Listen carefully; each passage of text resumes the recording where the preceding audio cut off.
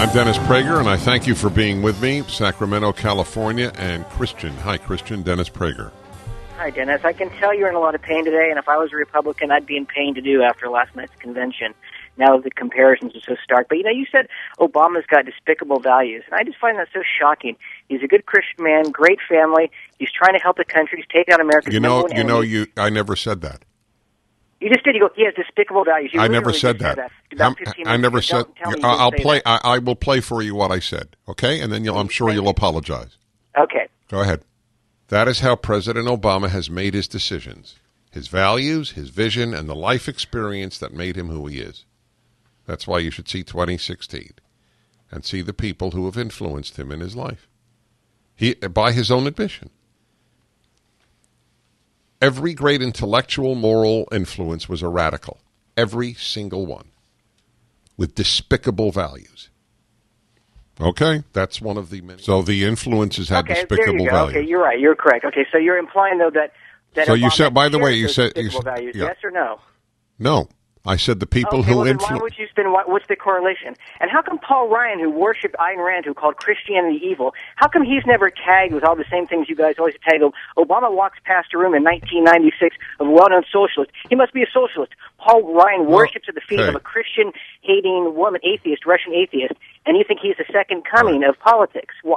Do you see the hypocrisy, Dennis? No, I don't, because... Of course you don't.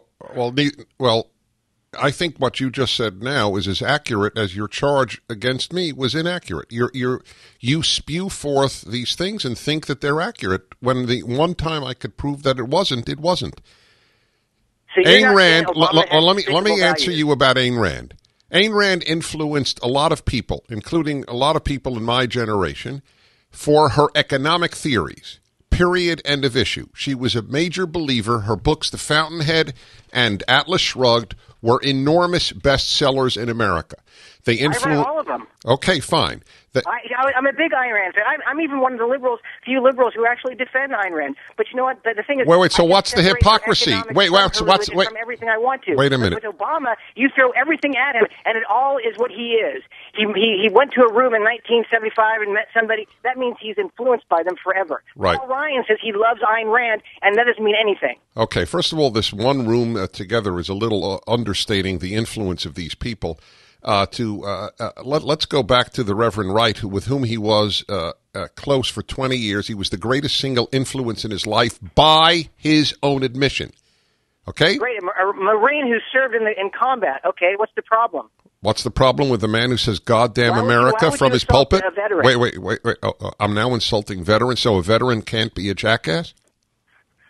Oh, well, I'm just pointing out. Can a veteran be a jackass? What kind of comment is that? Why is that convoluted in your own mind? I'm insulting Reverend Wright, therefore I insult veterans. Where did you learn such logic at college? If Reverend Wright served this country, so what? So what? Reverend Wright is no sense. He's a despicable human being who happened to be a Marine. So what? Why is he despicable? Because he hates this country and he preaches black-centered racism. You're a pious, phony hypocrite who's been married multiple times, lecturing people on morality. You're a phony, Dennis. You're a phony. Okay. All right. Look, what's the name calling? This is the left for you. That is it. I'm a phony. I'm a phony because I was divorced twice. That renders me a phony. Like he knows any of the circumstances of my private life. So this renders me a phony. But it's very important that you heard this call. Very.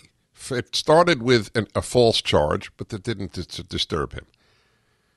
But it doesn't matter. It always, and I emphasize the word ALWAYS, from the New York Times to my caller who just called, all of the left ultimately attacks the human being with whom they differ.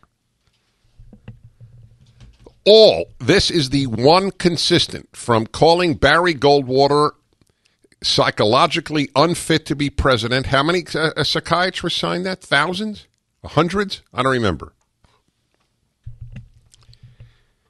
I don't have any arguments against Dennis Prager, so I'm going to bring up the fact that he was divorced twice. That's it. That renders me a phony hypocrite. Isn't that's really, it's just astonishing. But it doesn't matter. Mitt Romney was never divorced, and he's a phony hypocrite. Paul Ryan was never divorced, and he's a phony hypocrite. We're all phony hypocrites, and we're all sexist, intolerant, xenophobic, homophobic, Islamophobic, racist, and bigoted.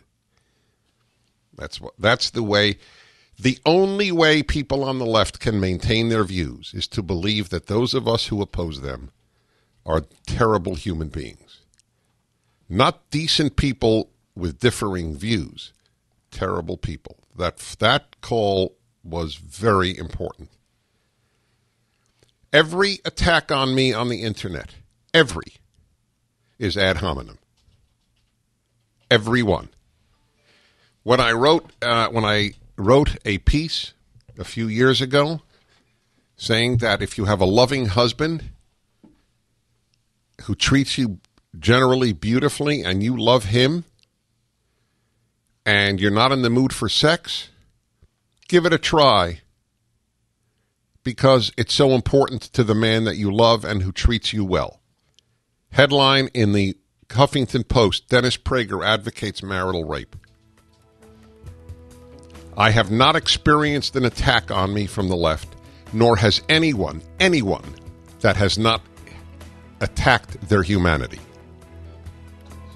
The left does only one thing well: demonize the right.